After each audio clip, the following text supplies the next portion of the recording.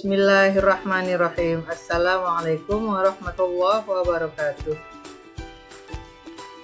Pada kesempatan ini, anak-anakku akan mempelajari tentang sendi, otot, dan gangguannya.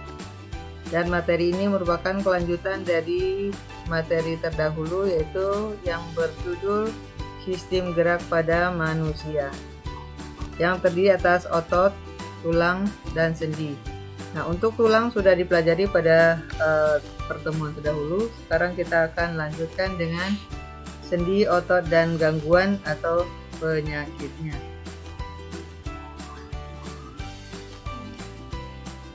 Tujuan pembelajaran pada kali ini adalah yaitu yang pertama dapat menjelaskan pengertian sendi, menjelaskan macam-macam sendi gerak, kemudian menjelaskan pengertian otot, menjelaskan jenis-jenis otot, serta menjelaskan gangguan pada tulang, otot, dan sendi.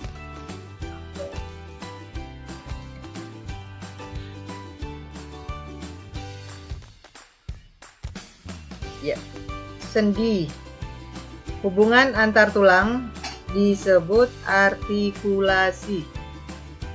Hubungan antar tulang yang memungkinkan pergerakan disebut dengan sendi atau persendian.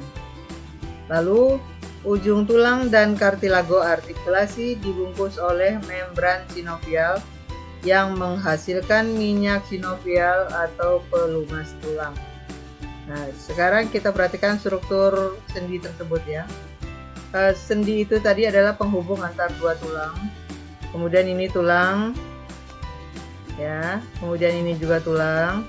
Kedua tulang ini dihubungkan oleh sendi. Ini yaitu merupakan tulang rawan.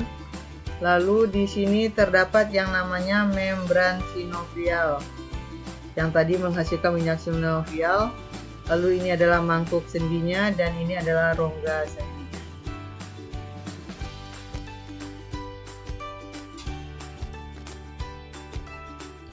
Ya, kita lanjut dengan macam-macam sendi.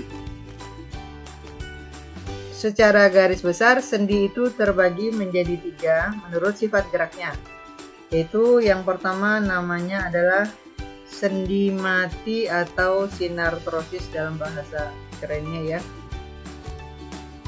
Sendi mati merupakan hubungan antar tulang yang dihubungkan oleh jaringan ikat sehingga sendi itu tidak dapat digerakkan. Nah, yang merupakan contoh dari sendi mati adalah sendi pada tulang-tulang tengkorak. Yang kedua, yaitu sendi kaku atau amfiartrosis. Pada sendi kaku, hubungan antar tulangnya dihubungkan oleh kartilago. Dan di sini memungkinkan gerakan tetapi sangat terbatas.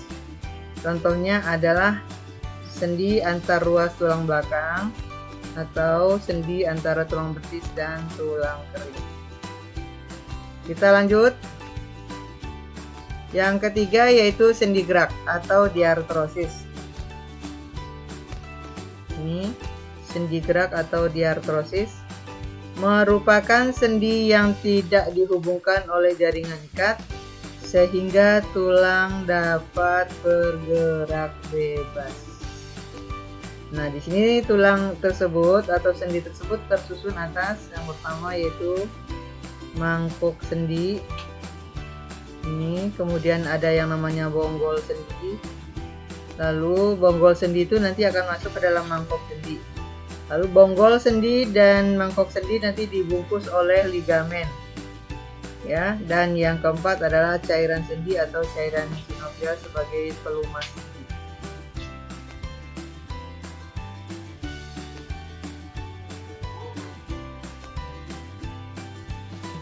Dari sendi yang 3 tadi, yaitu yang ketiga yaitu sendi gerak, itu terbagi lagi menjadi 4.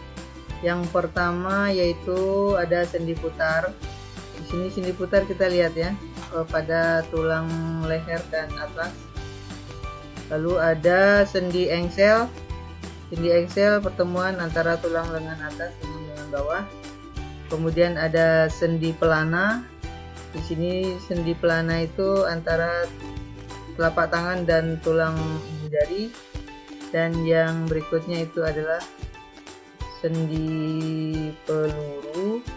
Di sini sendi peluru itu pertemuan antara di sini gelang panggul dan tulang paha, atau bisa juga antara gelang bahu dengan tulang lengan atas. Kita lanjutkan lagi.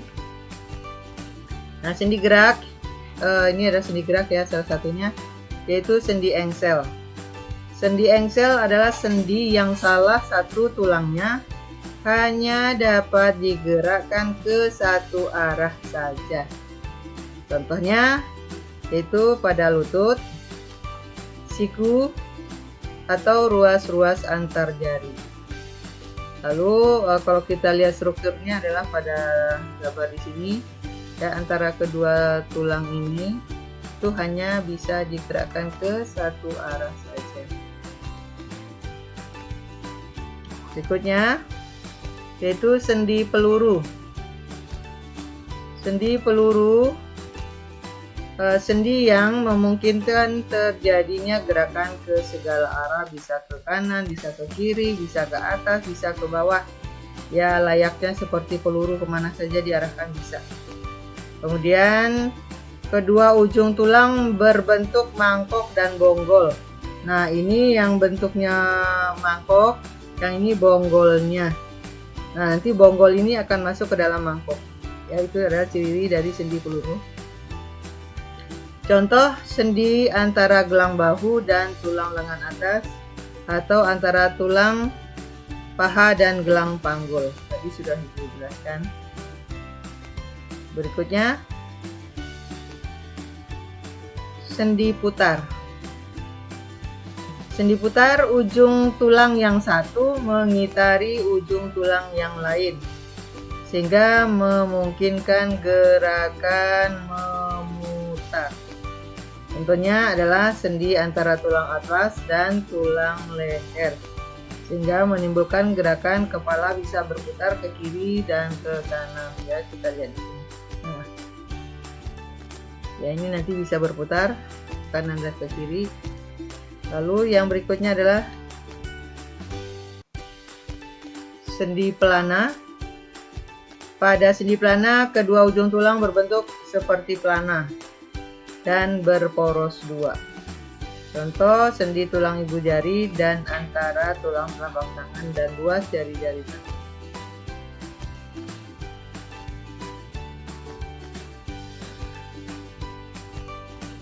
Setelah sendi, alat gerak yang berikutnya adalah otot. Ya, otot disebut sebagai alat gerak aktif. Kenapa? Karena dapat berkontraksi. Artinya terjadinya gerakan pada tulang itu adalah karena adanya otot yang menempel pada tulang tersebut. Nah, ciri-ciri dari otot yaitu berkontraksi atau disebut dengan kontraktibilitas, yaitu kemampuan memendek dari ukuran semula. Lalu ada yang namanya ekstensibilitas, kemampuan memanjang dari ukuran semula. Dan yang ketiga yaitu elastisitas. Elastisitas, kemampuan kembali ke ukuran semula.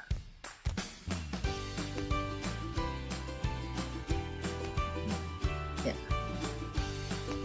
Kemudian kita lanjutkan dengan jenis-jenis otot. Menurut bentuk, ya, otot itu terbagi menjadi 3, yaitu ada yang namanya otot lurik. Kenapa namanya otot lurik? Karena memiliki garis gelap terang berselang-seling sehingga disebut dengan otot lurik, atau disebut juga dengan nama otot serat lintang. Ya. Kemudian ciri lain dari otot lurik adalah berbentuk silindris. Nah, ini dia berbentuk silindris dan memiliki banyak inti di tepi. Nah, perhatikan gambarnya, struktur ya. Struktur dari otot lurik adalah ini, dia berbentuk silindris atau memanjang ya. Kemudian ada bagian yang gelap terang. Nah, ini yang gelap. Ini terang, ini gelap, terang, dan semuanya terus berselang-seling sehingga memberikan kesan lurik. Maka namanya menjadi otot lurik. Lalu ciri yang lainnya adalah memiliki banyak inti di tepi. Nah, ini intinya. Ya, ini juga inti, ini inti atau yang biasa dikenal dengan nama nukleus. Ya. Kita lanjutkan.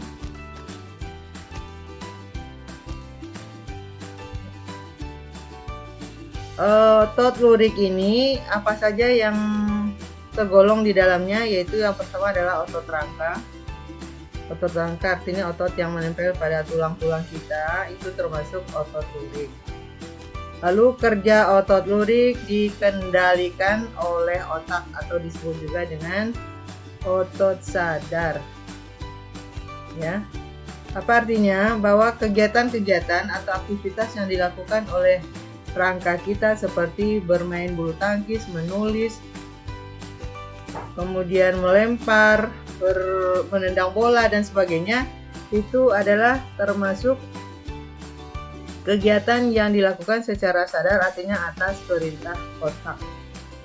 Lalu otot lurik memiliki bagian yang namanya tendon, 2 ujung, lalu ada empal, tendon yang melekat pada ujung tulang yang diam namanya origo, sedangkan yang pada tulang yang bergerak namanya insersio.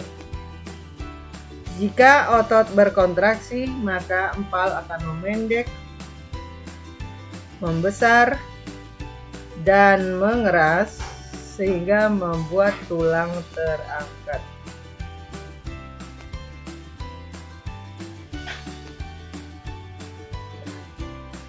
Jenis otot yang kedua yaitu adalah otot polos. Ciri dari otot polos adalah pertama, berinti satu, jadi nukleusnya hanya satu. Lalu bentuk selnya atau jaringannya itu adalah berbentuk gelendong. Apa artinya gelendong? Yaitu tengahnya gembung, kedua ujungnya meruncing. Lalu ciri yang ketiga, bekerja secara tidak sadar yang disebut dengan otonom. Nah, artinya apa yang dilakukan oleh otot-otot itu bekerja tidak diperintah oleh otak. Lalu bekerjanya juga lambat, tidak cepat lelah, dan terdapat di mana? Otot polos terdapat pada organ-organ dalam tubuh seperti organ pencernaan, kelamin, ekskresi, pembuluh darah. Kita lihat strukturnya sekarang. Ini yang namanya tadi gelendong ya, ujungnya runcing, tengahnya gembung. Nah, ini namanya gelendong. Lalu ini adalah nukleus atau inti selnya yang hanya berjumlah satu di tengah. Ya, itu strukturnya.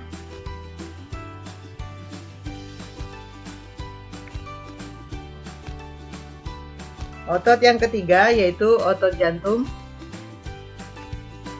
Ciri dari otot jantung, intinya banyak ya jumlahnya dan letaknya di tengah, dan hanya terdapat di jantung saja. Namanya saja juga sudah otot jantung, berarti hanya ada di jantung. Lalu berbentuk serabut lurik bercabang. Jadi ini mirip dengan otot lurik tapi dia ada cabangnya. Dan yang keempat, bekerja secara otonom. Apa artinya otonom? Itu tadi secara tidak sadar atau bukan atas perintah otak. Dan otot jantung ini merupakan otot istimewa karena bentuknya seperti otot lurik tetapi bekerja seperti otot polos. Kita lihat strukturnya ya. Nah, coba kita lihat. Kan ini mirip dengan tadi otot lurik ya. Ya, ada yang gelap, ada yang terang, gelap, terang, gelap, dan seterusnya. Bedanya, ini ada cabangnya nih. Ya, pada otot jantung selain dia serabut yang tadi lurik, tetapi bercabang. Dan yang lainnya intinya adalah banyak di tengah. Kalau otot lurik tadi intinya di tepi. Lanjut.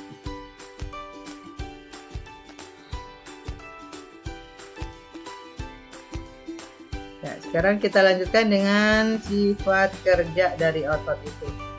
Ada dua, yaitu antagonis dan nanti yang keduanya adalah sinergis. Kalau antagonis itu artinya kedua kerjanya berlawanan, misalkan kontraksi dan relaksasi. Contohnya misalnya ada pada saat fleksi dan ekstensi, artinya untuk membengkokkan dan meluruskan. Ini kan dua kegiatan yang saling berlawanan. Satu membengkokkan, satu meluruskan. Lalu ada abduksi dan adduksi. Ada menjauhi dan ada yang mendekati badan. Ada pronasi dan supinasi, yaitu menelungkup dan menengadah. Dan ada depresi dan elevasi, yaitu yang ke bawah dan ke atas, artinya gerakan kepala menunduk dan menengadah. Nah, ini salah satu contohnya itu ketika bicep relaksasi, ini dilihat ya, mengecil karena dia relaksasi. Kemudian ketika berkontraksi dia akan menggembung. Ini ada pada lengan atas. Nah, cara kerja yang kedua yaitu sinergis atau bekerja sama. Ini pada yang sinergis ini adalah kedua otot saling bekerja sama. Contoh ketika kita menelungkupkan dan menengadahkan telapak tangan, yang bekerja adalah otot pronator teres dan pronator quadratus.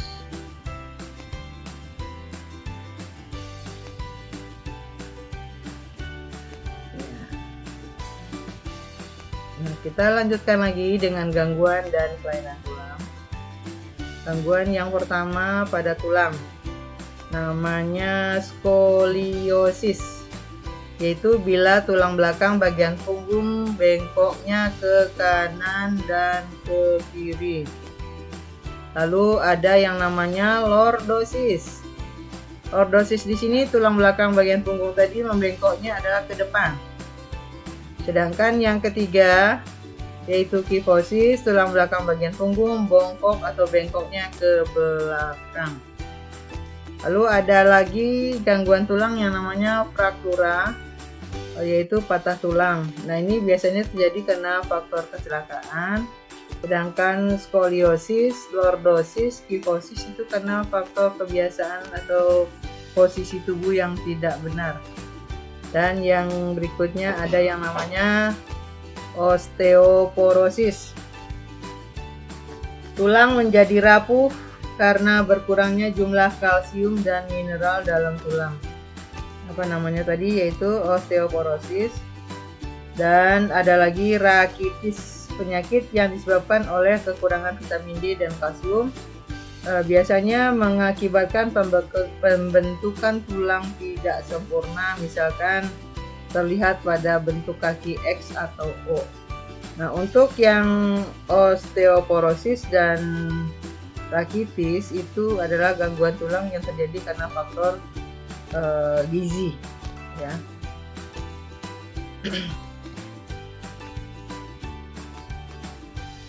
Ya, kita lihat. Nah, ini contoh gambarnya ya. Yang ini kita lihat nih, tulang punggungnya, tulang belakangnya bengkoknya ke kanan dan ke kiri. Ini namanya skoliosis. Lalu kalau terlalu bengkoknya ke depan, ini ya, itu namanya adalah lordosis. Sedangkan yang bengkoknya ke belakang namanya adalah kifosis. Nah, ini lanjutannya yaitu gangguan dan kelainan sendi. Gangguan dan kelainan sendi yang pertama adalah artritis eksudatif, yaitu radang atau iritasi pada sendi yang menyebabkan sendi terinfeksi atau bernanah. Lalu ada artritisika, radang sendi yang menyebabkan cairan sendi menjadi kering karena kehilangan cairan sinovial.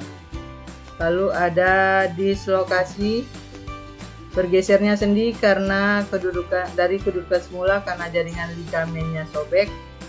Ada lagi terkilir, Terkilir ini biasa disebut kosleo. Tertariknya ligamen ke posisi yang tidak sesuai tetapi sendi tidak bergeser. Dan yang kelima yaitu ankilosis.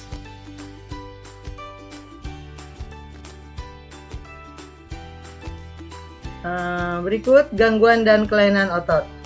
Itu ada atrofi, mereduksi atau mengecilnya otot. Ada hipertrofi, ini ototnya membesar. Ada kram, yaitu kejang otot, biasanya karena dingin atau terlalu lelah ototnya. Lalu ada yang namanya tetanus. Tetanus ini karena bakteri Clostridium tetani. Ada myasthenia gravis, otot melemah menyebabkan kelumpuhan dan kematian. Dan ada hernia abdominal. Hernia abdominal ini adalah biasa disebut dengan nama turun berok. Robeknya dinding perut sehingga usus masuk ke sobekan tersebut. Namanya sekali lagi ulangnya hernia abdominal atau yang disebut dengan turun berok, yaitu robeknya dinding perut sehingga usus masuk ke sobekan tersebut. Ya. Demikianlah pelajaran pada kali ini, mudah-mudahan dapat dipahami, dapat diterima, dan nanti dapat mengerjakan soal-soal pada e-learning dengan benar dan mendapatkan hasil yang memuaskan. Kita bertemu lagi nanti pada pelajaran yang selanjutnya. Demikian Ibu ucapkan selamat belajar, selamat bekerja, dan Assalamualaikum warahmatullahi wabarakatuh.